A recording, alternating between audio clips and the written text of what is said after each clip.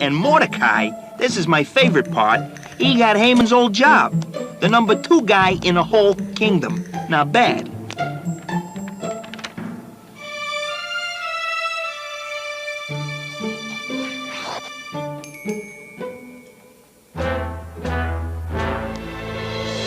And Esther, what a gal.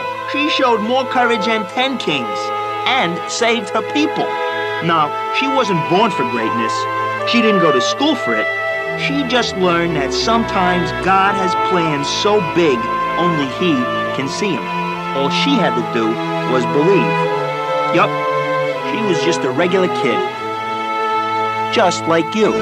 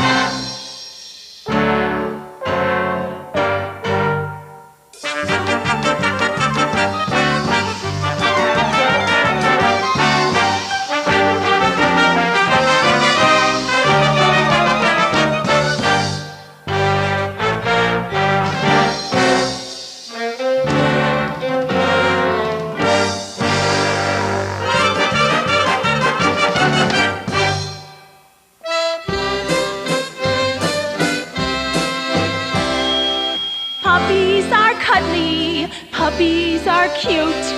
They're never nasty or mean. I'd give a home to all the lost puppies if ever one day I were queen. Puppies, puppies, bouncing happy puppies. Puppies, puppies of love. Puppies, puppies, tender fluffy puppies. Lost puppies, I love you, love, love. Puppies are cuddly, puppies are cute. They're never nasty or mean. I give a home to all the lost puppies if ever one day I were queen.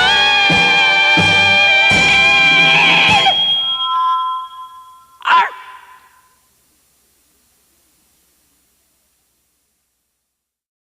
One of the reasons we wanted to retell the story of Esther is that we were getting more and more letters saying, hey, how about a girl? A lot of guys going on here, you know, can't you give my daughter a really good vegetable role model? Originally, we wanted to do a story with a female heroine from the Bible. And so, you know, Esther and Ruth were, you know, jumped to the front of the pack. And I started researching both of those stories and landed on Esther just because it just was such a great story about courage. The whole flow of the story was just very cinematic. I mean, it just had a great storyline and a great ending. I kind of landed on the idea of, you know, telling it as a sort of a Prohibition era type of story, sort of a Godfather-esque kind of thing. And even some of the scenery, like you know, when you go into the king's chamber, you know, you look behind him and you see the horizontal blinds, you know, kind of arranged in the same way that the Godfather's blinds were, you know, in the original Godfather movie. But just sort of getting that gangster feel to the film and just having fun with that. With Esther, we really were going for a cinematic feel. We were trying to make kind of a mini feature film. Esther was a big step for us because we knew we eventually wanted to get into movies. And to do a movie, we wanted to produce a more legitimate story a deeper, broader story and see if we could pull it off. The character development, was a little bit richer than we had done before. The sets were a little bit more elaborate, the music was more elaborate, and so we wanted to take a step toward making a film. We wanted to see how can we push our camera work, how can we push our lighting, to have the confidence to go into Jonah and know that we can pull that off. Esther was a challenge in regards to we wanted to go a little bit more on the serious side, a little more dramatic, and we wanted to introduce a new character. It was fun because we worked with a character that we tried to develop a little bit more reality into her hair, even though it was a challenge technically, and to develop a little bit different facial features for her character.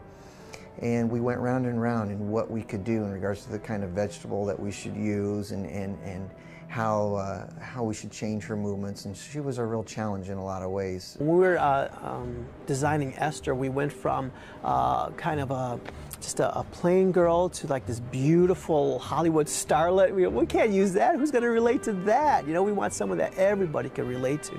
And my daughter, Sarah, posed for me at home. I just noticed how the hair would always fall on her face. I said, that's very interesting. So I started to draw this, and I said, honey, just sit right there. I want to draw you because I'm designing Esther.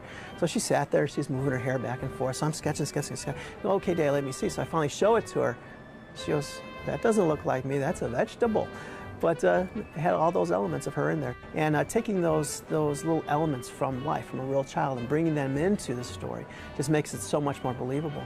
But it was a nightmare on the animators because, are you sure you want to have that hair go over her high? And the lighting kept having shadows over the face that we didn't want. We wanted her to look special. We wanted her to look charming. We didn't want to just take another pickle and put eyelashes on it. And we wanted her to look attractive as much as we could and be engaging for little girls. So it was a headache, it was a nightmare, but it looked beautiful when it was all done. For there is nothing we can face when God is at our side. As I look back, it's kind of interesting thematically to look at what we chose to address in conjunction with what we were going through at the time. For instance, we chose Where's God When I'm Scared for the first video, which I think is very appropriate as we're starting out on this big adventure, terrified. And then, a couple videos later is The Little Guys Can Do Big Things Too. And I know as we had a few videos out there after a while, and Phil's dream kept getting bigger about how he wanted to help the world and impact culture, I'm sure he felt a little small in proportion, and then out comes that song. And Esther, The Battle Is Not Ours, that song, is really, even still to this day, very, very meaningful. The words of the battle is not ours, we look to God above, for he will guide us safely through and guard us with his love. I will not be afraid, I will not run and hide, for there's nothing I can't face when God is at my side. And that was a time, I believe, in Big Ideas history where we had grown. We were a different kind of company than when we started and we were 3 guys in an office. I think that came out of how he was feeling at the time, and it was just I think he wrote it for himself, and then the rest of the world, we got to benefit a little by it. No, there is nothing I can't face when God is at my side. The Battle Is Not Ours was a very powerful song for me to work with. It had a very haunting melody, and I wanted to pull as much out of that song as I could. It was a fun challenge and a very powerful song to be able to work with. And it really affected me. I mean, just the lesson of that story, researching it, and turning it into a VeggieTales story, it really impacted my life. It's just because it's such a powerful, powerful story. All right, name the town. I'll be on my way in the morning. What? Nineveh? You don't want me to go there. In a land of mystery. Nineveh! It's the other end of the world! In a town full of trouble. Nineveh, the biggest, meanest city around. Those people do not know right from wrong. It's up to one reluctant asparagus. You are Jonah! You are a big shot! I have the Jonah plush toy. With the help of some fearless friends. We are the pirates who don't do anything. Oh, you know that's right. Nothing. Zilch. Nada. Oh, lovely. To go where no vegetable has dared to go. We got trouble! You're... Fish food! Big Idea Productions presents Archibald Asparagus. Bob the Tomato. Oh, dear. Larry the Cucumber. Perhaps I can be of assistance.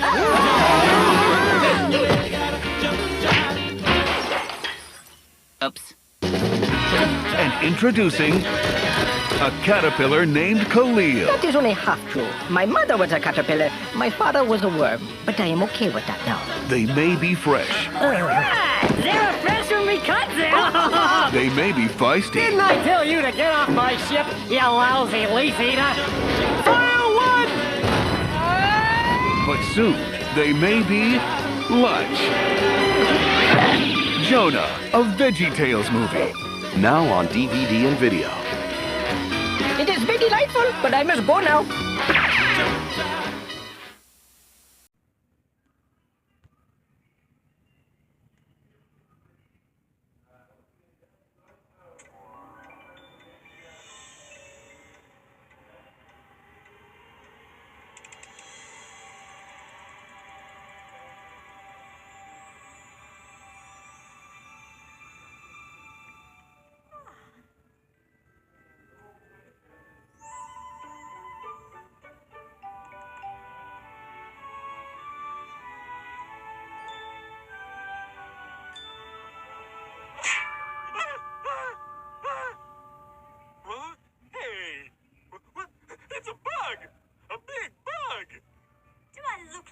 To you.